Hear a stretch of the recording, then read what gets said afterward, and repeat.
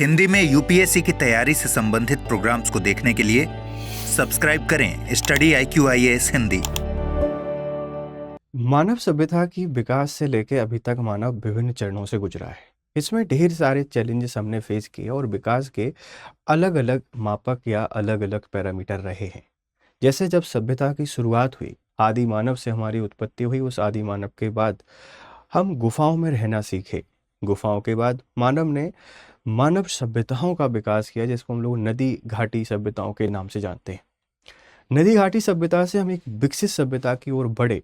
पहले ग्रामीण सभ्यता और फिर शहरी सभ्यताएं हमने बनाई और धीरे धीरे हम औद्योगिक दशक या औद्योगिक क्षेत्र में प्रवेश किए। उसके बाद से विकास के मापक बदल गए और अभी हम लोग देख रहे हैं कि मानव की तरक्की का जो स्रोत है वो तकनीक और इन सबको माना जाने लगा है। आप तकनीक में कितना अच्छा कर रहे हैं ये बहुत इम्पॉर्टेंट है। तो आज का जो टॉपिक है ये कुछ इसी तरीके से रिलेटेड है। इनोवेशन में आप क्या कर रहे हैं, रिसर्च एंड डेवलपमेंट में क्या कर रहे हैं, आपकी तरक्की कहाँ है, आप किस तरीके से अपनी इकोनॉमी को बेहतर बनाने पर जोर दे रहे हैं, ये सभी मुद्दों को यहाँ पे कवर किया जा रहा है। स्पेशली इंटेलेक्चुअल प्रॉपर्टी राइट पे जब भी आपसे कोई बात करेगा तो आप इस टॉपिक को यूज़ कर सकते हैं। देश में होने वाले इकोनॉमिक रिफॉर्म्स या तकनीक में जो हमारी तरक्की है वहाँ पे आप इसको यूज़ कर सकते हैं। आज हम बात करने वाले हैं ग्लोबल इनोवेशन इंडेक्स 2025। थंबनेल पे आपको दिखाई दे रहा है भारत की रैंक नंबर 1 क्वेश्चन मार्क। इसको भी क्लियर करेंगे कि हमने नंबर 1 क्यों लिखा हुआ है। चलिए तो शुरू करते हैं। पहले इस बेसिक को समझने की कोशिश करते हैं, ये है क्या, पूरी कहानी क्या है, इसको अच्छे से समझते हैं। देखो, ग्लोबल इनोवेशन इंडेक्स एक इंडेक्स है। जनरली इसको जारी करने वाली जो संस्था है वो बीपो है, वर्ल्ड इंटेलेक्चुअल प्रॉपर्टी ऑर्गेनाइजेशन। इस बीपो के द्वारा इसको जारी किया जाता है और यह रिलेटेड होता है इनोवेशन से। इनोवेशन का मतलब क्या है सर? इनोवेशन का मतलब होता है नवाचार। जैसे हम आपको पढ़ा रहे हैं और ये आज से 15 साल पहले ये जो पढ़ाना हुआ करता था, एक वाइट बोर्ड और उस पर कलरफुल पेन, उससे पहले एक ब्लैक बोर्ड और उस पे वाइट चाक से लिखा जाता था। तो उस ब्लैक बोर्ड को कन्वर्ट किया वाइट बोर्ड और कलरफुल मार्कर ने, जो कि काफ़ी अच्छा लगने लगा, इंटरेक्टिव लगने लगा। अब उसी को एक्सचेंज कर दिया है इस डिजिटल पैनल ने, और आगे आने वाले टाइम में हो सकता है ये कुछ और परिवर्तन आ जाए। ये क्या है? ये इनोवेशन है।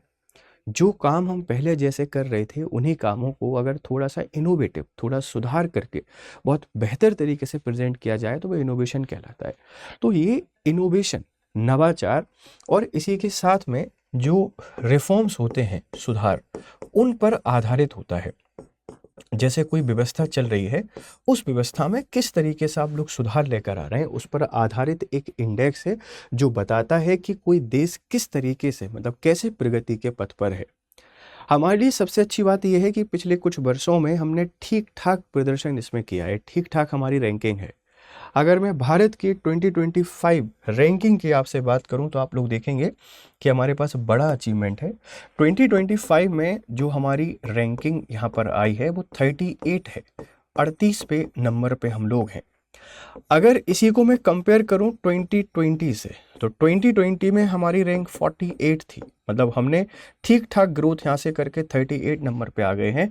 और अगर हम थोड़े और पीछे जाएं, 2014 और 15 की जब बात करते हैं तो 2014-15 में भारत की जो रैंकिंग थी यहाँ पर 81 थी।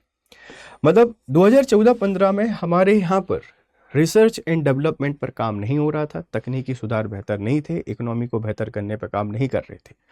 अब हमारी रैंकिंग सुधरी है और इस रैंकिंग सुधरने के पीछे कई सारे कारण हैं, जिनमें हम कह सकते हैं कि जैसे तकनीक का विकास हुआ है, इंटरनेट की पहुंच हुई है, हम इनोवेटिव काम करने लगे हैं, स्टार्टअप कल्चर आया है और अब जो युवा है वो रिस्क लेने लगा है।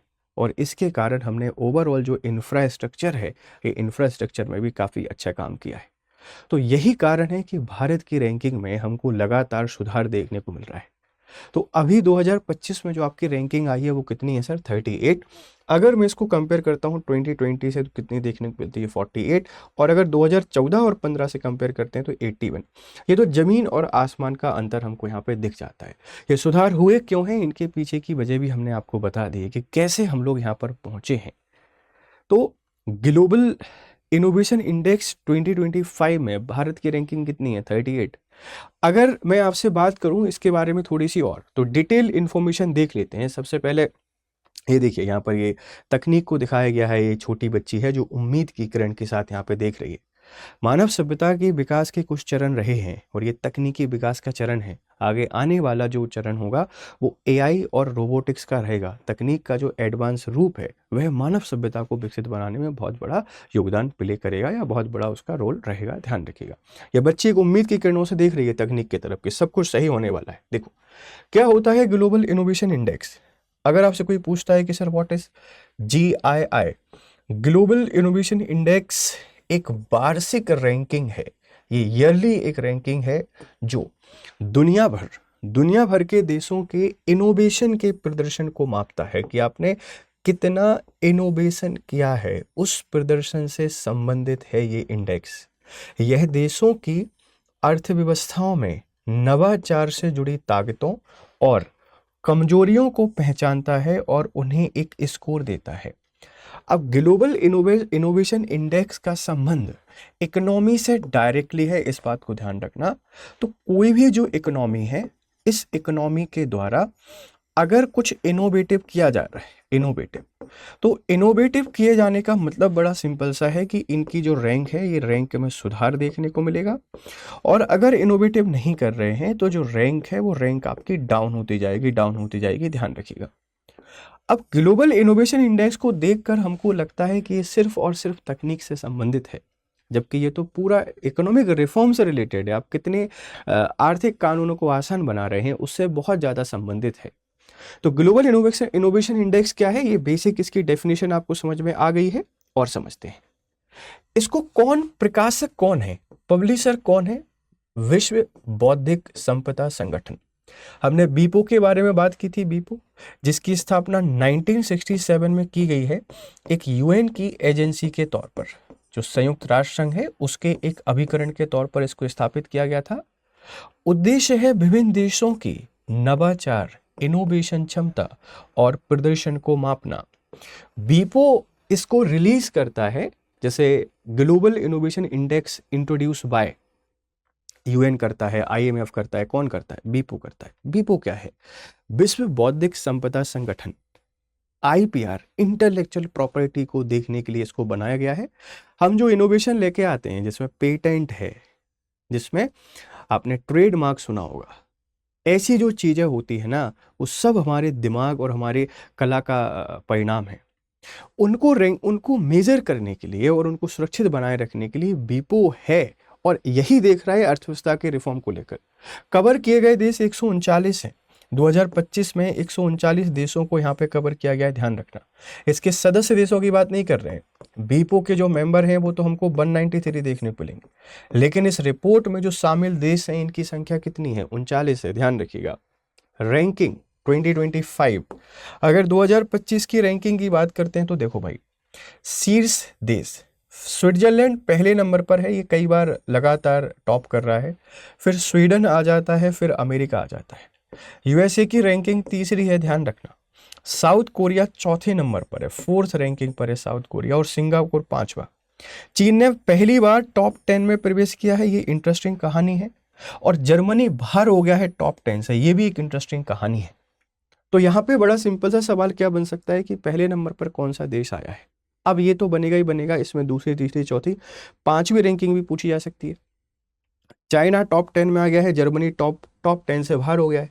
अगर हम भारत की बात करें तो भारत यहाँ पर आता है 38th रैंकिंग पे। हमारी रैंक में भी काफ़ी सुधार हुआ है, लगातार सुधार कर ही रहे हैं, इस बात को ध्यान रखना। तो पहले नंबर पर कौन है? स्विट्जरलैंड। दूसरे पर कौन है? स्वीडन। तीसरा अमेरिका, चौथा साउथ कोरिया, 5वां सिंगापुर। चाइना की एंट्री हो गई है टॉप 10 में और जर्मनी टॉप 10 से बाहर हो गया है। ध्यान रखिएगा। भारत 38वां स्थान है 2025 में 39 देशों में, तेजी से सुधार कर रहा है। ये हमारे लिए पॉजिटिव खबर है। विशेषकर शोध प्रकाशन, हमारे यहाँ पर अब रिसर्च जो है, पेपर ये पब्लिक इनका प्रकाशन हो रहा है, ये पब्लिश हो रहे हैं। IT सर्विसेज में हमने काफ़ी अच्छा काम किया है। स्टार्टअप और फ्रूगल इनोवेशन में, जो स्टार्टअप है, इन स्टार्टअप में भी हमने काफ़ी अच्छा काम कर दिया है। तो भारत की सुधार की वजह क्या है? रिसर्च पेपर पब्लिश हो रहे हैं, इसी के साथ में आईटी सर्विसेज और बेहतर हो रही हैं, इंटरनेट और तकनीक का विकास हो रहा है। फिर आप लोग देखेंगे कि जो स्टार्टअप है, इस स्टार्टअप कल्चर ने भारत को बहुत आगे ले जाने में बहुत ही क्रूशियल रोल प्ले किया है। ठीक है, याद रखिएगा। और आगे देखते हैं। रिपोर्ट ये कहती है कि रिपोर्ट के मुताबिक दुनिया भर में रिसर्च और डेवलपमेंट R&D की रफ्तार धीमी हो रही है। ये चिंताजनक स्थिति है कि पूरी दुनिया में R&D ये स्लो हो रही है। एक बात को ध्यान रखना, अगर R&D आपकी स्लो होती चली गई तो जो मानव सभ्यता है, इस सभ्यता का पतन तय है। आपको सरवाइव करने के लिए नया नया कुछ करते रहना चाहिए, और अगर आप ये स्लो कर दोगे तो फिर ये पतन तय हो जाएगा। डिक्लाइन ऑफ ह्यूमन सिविलाइजेशन आप इसको कह सकते हैं।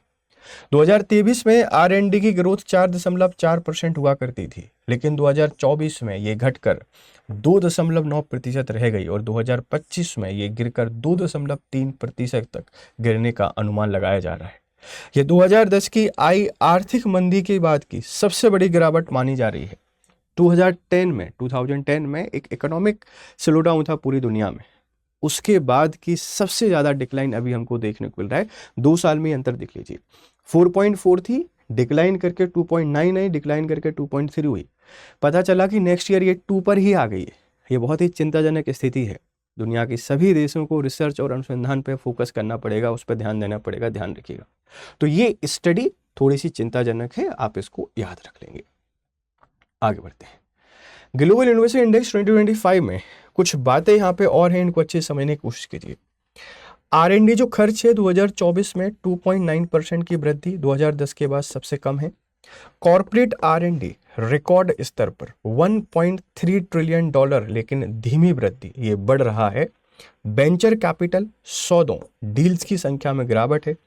वैज्ञानिक शोध पत्र 2024 में 20 लाख से अधिक, चीन ने सबसे ज़्यादा 14% और भारत ने 7.6% की वृद्धि की है।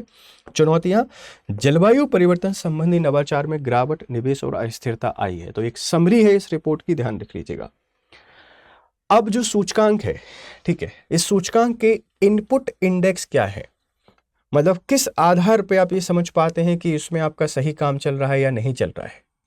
तो इनोवेशन इनपुट सब इंडेक्स वो कारक है जो नवाचार को संभव बनाते हैं। ये वो फैक्टर हैं जिसके कारण समझ में आता है कि इनोवेशन सही से हो रहा है या नहीं हो रहा है। वो कौन से फैक्टर हैं समझते हैं। सबसे पहले संस्थान है, इंस्टीट्यूशन कैसे वर्क कर रहे हैं, मानव पूंजी एवं अनुसंधान, ह्यूमन कैपिटल एंड रिसर्च किस लेवल पे चल रही है, अवसंरचना, इंफ्रास्ट्रक्चर, इसमें सुधार हो रहा है, इनमें इन्वेस्टमेंट बढ़ रहा है और इसमें बेहतर प्रोडक्ट भी हो रही है या नहीं हो रही है। बाजार परिपक्वता, मार्केट जो है, ये मार्केट किस तरीके से काम कर रहा है उस पर भी बहुत को डिपेंड करता है। और व्यवसाय परिपक्वता, बिजनेस जो है ये स्ट्रॉन्ग लेवल पे वर्क कर रहा है या नहीं कर रहा है। तो इनोवेशन को मेजर करने के जो इनपुट हैं, वो इनपुट यही है। इनके आधार पर आप रिसर्च एंड डेवलपमेंट को बेहतर कर सकते हैं, इसके आधार पर इनोवेशन इंडेक्स में बेहतर काम कर सकते हैं। ये सारे बिंदु अगर अच्छे तरीके से काम कर रहे हैं तो आपका जो इनोवेशन इंडेक्स है, ग्लोबल इनोवेशन इंडेक्स, ये अच्छा दिखाई देगा। आपके यहाँ पर सुधार हो रहे हैं, आपकी इकोनॉमी बढ़िया परफॉर्म कर रही है और बेहतर तरीके से सब कुछ चल रहा है। हमारे पास कुछ आउटपुट मेजर भी हैं। नवाचार के परिणाम, ज्ञान एवं प्रौद्योगिकी का उत्पादन, नॉलेज एंड टेक्नोलॉजी आउटपुट, मतलब प्रोडक्शन कैसा हो रहा है, ये बताता है कि कहाँ खड़े हैं हम लोग। और फिर है रचनात्मक उत्पादन, क्रिएटिव आउटपुट। इनसे हम मेजर कर पाते हैं कि सच में जो इससे पहले जो बताए वो इनपुट थे, ये आपको करना पड़ेगा, और ये आउटपुट है, ये बताएंगे कि किस हद तक इनके रिजल्ट हमको मिल रहे हैं। तो आपसे कोई पूछेगा कि GII के इनपुट और आउटपुट बता दीजिए कौन कौन से हैं, तो ये आप यहाँ पे मेंशन कर दोगे कि इससे हमको आउटपुट या जो इनोवेशन सब इंडेक्स के आउटपुट है हमको बता पा रहे हैं कि किस हद तक हम लोग इनोवेशन कर रहे हैं या नहीं कर पा रहे हैं। ठीक है, ध्यान रखिएगा। आगे देखते हैं आलोचनाएं और सीमाएं क्या हैं। सभी देशों में आंकड़े समान गुणवत्ता के नहीं होते हैं। जितने भी देश हैं इनमें जो आंकड़े हैं ये इक्वल क्वालिटी के नहीं होते हैं, इसके कारण भेदभाव हो जाता है। क्योंकि जो आंकड़े हैं या डेटा कलेक्शन है हम लोग सही तरीके से नहीं कर पाते, इसके कारण भेदभाव हमको देखने को मिलेगा। अनौपचारिक नवाचार जैसे गांव स्तरीय समाधान इसमें शामिल नहीं होते, तो उसके कारण भी मेजरमेंट सही से नहीं हो पाता है। और केवल मात्रात्मक आंकड़े लेने से कभी कभी गुणात्मक छिप जाती है। हमने सिर्फ हाई चीज़ें ले ली, क्वालिटी पे ध्यान नहीं दिया, तो इससे भी थोड़ा इफेक्ट पड़ता है। तो ये कुछ इसकी आलोचना है, सीमाएं, ध्यान रखना। बीपो की बात करते हैं 1967 स्टॉकहोम कन्वेंशन में इसकी स्थापना हुई। जेनेवा स्विट्जरलैंड में मुख्यालय है। 193 देश हैं। 2025 तक लगभग सभी यूएन के सदस्य हैं। प्रकृति संयुक्त राष्ट्र यूएन की विशेषकृत एजेंसी है। आपसे कोई बीपो के बारे में पूछेगा तो आप बता देंगे कि बीपो क्या है, कब बना, 1967 में, मुख्यालय कहाँ पर है, जेनेवा में, सदस्य देश कितने हैं, 193। ध्यान रखना। उद्देश्य क्या है, दुनिया भर में बौद्धिक संपदा इंटेलेक्चुअल प्रॉपर्टी की सुरक्षा को बढ़ावा देना, जिसमें आपने देखा होगा कि हम लोग बात करते हैं कॉपीराइट, ठीक है, कॉपीराइट जो है कॉपीराइट, फिर हम लोग बात करते हैं पेटेंट, इंडस्ट्रियल डिज़ाइन, ये जो सब हैं किस में आते हैं, आईपीआर में आते हैं, इंटेलेक्चुअल प्रॉपर्टी में आते हैं। जो कुछ आप अपने दिमाग से उपजा सकते हैं, नया बना सकते हैं, सब कुछ आईपीआर है। उसकी सुरक्षा बढ़ाना इसका काम है। सदस्य देशों के बीच में सहयोग और तालमेल सुनिश्चित करना है। नवाचार, इनोवेशन, सृजनशीलता, क्रिएटिविटी को बढ़ावा देना ताकि आर्थिक विकास हो सके। इन सब कामों के साथ ये वर्क करता है, ध्यान रखिएगा। मुख्य कार्य है आईपी संधियों का प्रशासन। बीपो कई अंतर्राष्ट्रीय समझौते, ट्रीटीज को मैनेज करता है, जिसमें पेरिस कन्वेंशन 1883 है, पेटेंट व ट्रेडमार्क की सुरक्षा है ना, कन्वेंशन 1886 है, कॉपीराइट की सुरक्षा पीसीटी, पेटेंट कॉपरेशन ट्रीटी 1970 है, अंतर्राष्ट्रीय स्तर पर पेटेंट आवेदन, और मैड्रिड सिस्टम, ट्रेडमार्क पंजीकरण का अंतर्राष्ट्रीय ढांचा। ये सारी की सारी ट्रीटी किसके अंतर्गत आती हैं? ये सारी ट्रीटी आप लोग बोल सकते हैं बीपो के अंतर्गत आती है। यही इनका एडमिनिस्ट्रेशन देखता है, बीपो, इस बात को ध्यान रखिएगा। आगे बात करते हैं डेटा प्रकाशन। इसके द्वारा ग्लोबल इनोवेशन इंडेक्स GII प्रकाशित करता है। बीपो statistics database patent, trademark, IP data उपलब्ध कराता है कि क्या स्थिति है, कहाँ पर कितने पेटेंट है, कहाँ पर कितने ट्रेडमार्क रजिस्टर्ड किए गए। ये सारा का सारा काम इसी के द्वारा किया जाता है। अगर मैं इसके ऑर्गेनाइजेशन की बात करूँ तो बीपो जनरल असेंबली होती है, सर्वोच्च निकाय है, सभी सदस्य देश इसमें शामिल हैं। डायरेक्टर जनरल संगठन का प्रमुख है। समितियां, कमेटी आईपी के अलग अलग क्षेत्रों पर काम करती हैं। तो सबसे बड़ी संस्था क्या है? जनरल असेंबली है, जिसमें सभी देश शामिल होते हैं, ध्यान रखना, और यहीं पर सारे फैसले लिए जाते हैं। भारत की राष्ट्रीय आईपीआर नीति, national intellectual property right policy 2016, पहले भारत में आईपी प्रबंधन के विभिन्न मंत्रालयों व विभागों में बिखरा हुआ था। WTO के ट्रिप्स एग्रीमेंट 1995, ध्यान रखना, 1995 का एक अग्रीमेंट है जिसको आप लोग ट्रिप्स अग्रीमेंट के नाम से जानते हैं। वैश्विक दबाव के बाद भारत को एकीकृत नीति की जरूरत पड़ी और 12 मई 2016 को राष्ट्रीय आईपीआर नीति लागू की गई। नेशनल इंटेलेक्चुअल प्रॉपर्टी राइट जो पॉलिसी है, ये 12 मई 2016 को लागू की गई है, ध्यान रखना। उद्देश्य है क्रिएटिव इंडिया, इनोवेटिव इंडिया, नवाचार, शोध और उद्यमिता को बढ़ावा देना, आईपीआर प्रणाली को पारदर्शी, तेज और प्रभावी बनाना, भारत को वैश्विक नवाचार केंद्र के रूप में स्थापित करना। किस उद्देश्य के साथ आईपीआर पॉलिसी को बनाया गया है, इस बात को ध्यान रखिएगा। आगे और भी बातें आपको देखने को मिलेंगी। नीति के 7 स्तंभ हैं। जन जागरूकता है, उत्पत्ति और सृजन, कानूनी और विधायी ढांचा, प्रशासन और प्रबंधन, व्यवसायीकरण, प्रवर्तन और सीमा उपाय, मानव पूंजी विकास, इन पर आधारित है कि आप इन पे कैसा काम कर रहे हो। इसी को बेहतर बनाने पर आईपीआर काम कर रहा है, ध्यान रखिएगा। ये हमारा यूपीएससी IAS 2026 सामान्य अध्ययन लास्ट बैच है। फाउंडेशन P2I कोर्स है जिसमें प्रीलिम्स टू इंटरव्यू तक की कहानी है, और सेल की अंतिम तिथि है 20 सितंबर। आप इस कोर्स में एनरोल कर सकते हैं। GRS मेरा GRS लाइव, आप इस कोड को यूज़ कीजिए, इससे आपको मैक्सिमम डिस्काउंट मिल जाएगा। तो बढ़िया तरीके से तैयारी कीजिए हम लोगों के साथ और जुड़िए लाइव क्लासेस में। मिशन सक्सेस सेल का हिस्सा बनिए। आप इनका PDF चाहते हैं तो आप यहाँ पे जुड़ जाइए। ये मेरा टेलीग्राम चैनल है, यहाँ आपको PDF और अपडेट मिल जाएंगे। फिर मिलते हैं आपसे दूसरी क्लास में। तब तक खुश रहें, मस्त रहें, बढ़िया तरीके से पढ़ाई करें। Have a nice day, good day. Study IQ IAS, आपका सिलेक्शन हमारा मिशन।